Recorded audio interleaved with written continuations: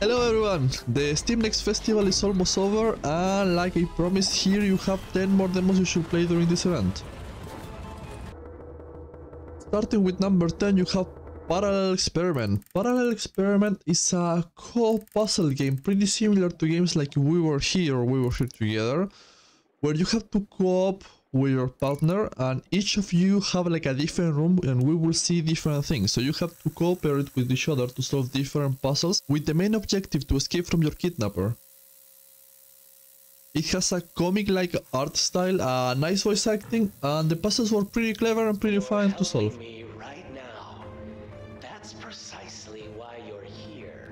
It depends a lot on communication, so be ready to communicate with each other properly.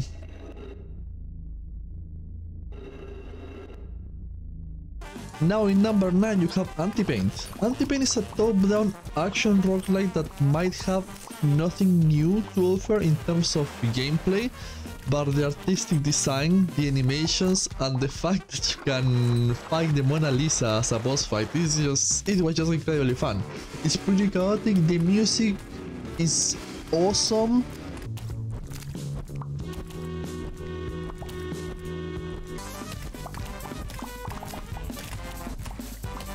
And it's just a ton of fun. Like I say, I didn't see anything different about the gameplay, but if you're into action roguelites, just give it a try. By the way, it's not bullet heaven, just so you know. Now number 8, we have Eden's Guardian. This game might get really popular really soon. It's a 2D Souls-like, apparently Metroidvania. The demo is pretty short, so I can't tell a lot about it. The pixel art is great, and the pixel art and the action seems to be really heavily inspired by games like Blasphemous or The Last Faith. Action is fun, I don't know if sadly, but the demo has a huge focus on the platforming skills. I don't know if the full game will be focused on platforming more than the action, but at least in the demo I felt like I was more time platforming than fighting. And the demo includes now a boss fight that is pretty impressive. Now my recommendation number 7, I have Perennial Order. Perennial Order is a top-down boss rush Souls-like that if you judge it by the graphic design you might think it's a bit clunky, but it's not. It runs pretty smoothly, action is great, the design is pretty awesome. The boss fights are challenging but not frustrating. Oh shit! And my favorite part were the hitboxes that felt really well designed. I did not see any PS while playing this. The only thing I kinda don't like, but this is the boss rush mechanic apparently. Every time you fight the boss, then you have like 2-3 minutes of just walking before facing your next boss. You also come with a variety of passive and active skills, not too many in the demo, but apparently there will be in the full game. Now in number 6, Dragon Eclipse. Dragon Eclipse is a monster taming deck builder roguelite. Before you think that it's just another one of those, this one is pretty different. The combat looks pretty similar to like the Slay Spire kind of roguelite, but it's not. You start with the 3 creatures. The one in front will be like your attacking creature, and the 2 in the back will be the supporting creatures. With your cards, you can make any of your creature attacks, but by the end of the turn, only the one in front will attack automatically, and the 2 in the back will activate their passive skills. There are different kind of mechanics here, like evolution, leveling up, which will grant them a new passive ability. Once they level up 4 times, they will evolve, getting new upgrades. Then the game comes with the classic deck builder mechanics: add new cards, remove cards, upgrade cards.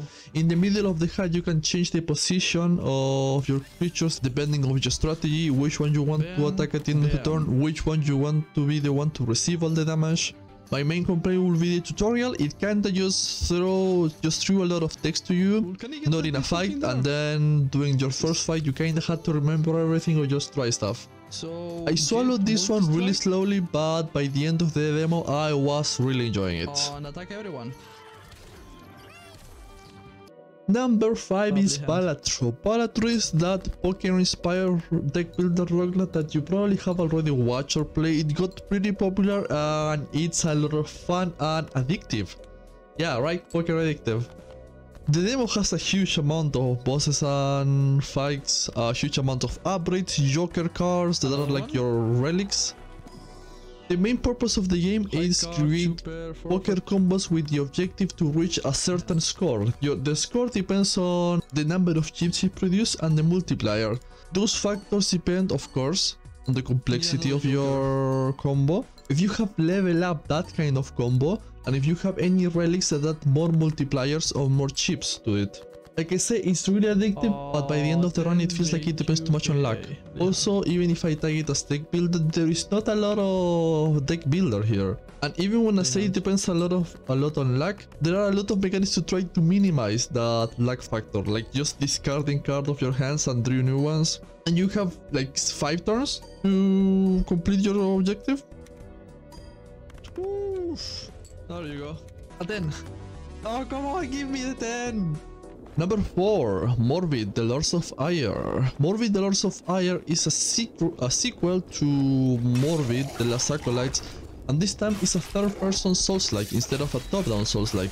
And it takes a huge inspiration on Dark Souls and Sekiro.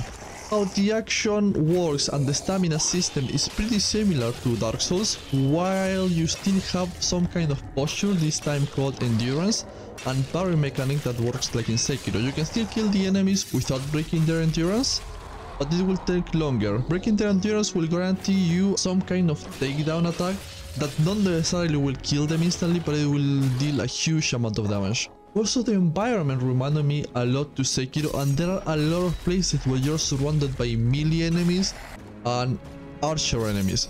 And they provide you with a layout of the scenery so you can be clearing your way around by stealth. The demo was long. I played this for 2 hours. There were 2 bosses. Honestly, not a lot of variety on enemies, but how different each new layout felt compared to the previous one. I could not get bored of this. Performance struggles a little bit, but it runs way better than other 3 Souls that I have tried. Also, the parry feels great. By the middle of the game, I was really enjoying to just parry every single melee enemy. Number 3, we have Awaken, Astral Blade. Awaken Astral Blade is a demo that I had no idea was on during this Steam Next Fest, otherwise I would have recommended it in the previous one, and it's a Metroidvania with beautiful art, beautiful animations, and really smooth action. The demo is long and counts with 5 bosses for you to enjoy it. I would honestly like to tell more about this game to recommend it to you, but completely honest with you, I played this a long time ago, so I don't remember a lot, I'm sorry. Now, number 2, we have Zet Zillions. Zet Zillions is a deck builder roguelite where you're running away from Thanos while in your way you fight spaceships, destroy asteroids, destroy planets, and also colonize some planets. The combat comes with the classic deck builder mechanics, attack and shielding. Also you have vulnerability, you have something like weakness, and also comes with a new mechanic that's a population. Like each, let's call them being or whatever, had like a population threshold. If you reach the threshold, they will get staggered for 1 turn and their action will be delayed. And also there are some cards that depend on the population number they have on them. You can also combine cards, of course, like it's any deck builder, you can remove your cards. You have like an upgrade card system pretty similar to in Monster Train, like you're reducing energy, adding extra stats. And there is a quest system too. If you complete your quest, you will get a reward. To be honest, there wasn't anything in particular that made it look like a really unique deck builder roguelite. Somehow it felt really fresh. I don't know if it was the animation, the way the game was interacting with you, but it was a lot of fun. You already have 3 main acts here and 3 bosses. If you like the builder roguelites, I absolutely recommend you to try this. It's fun, it's hard, but not too hard. It's completely enjoyable. I enjoyed every second of this, and the art design is also pretty nice. Give it a try.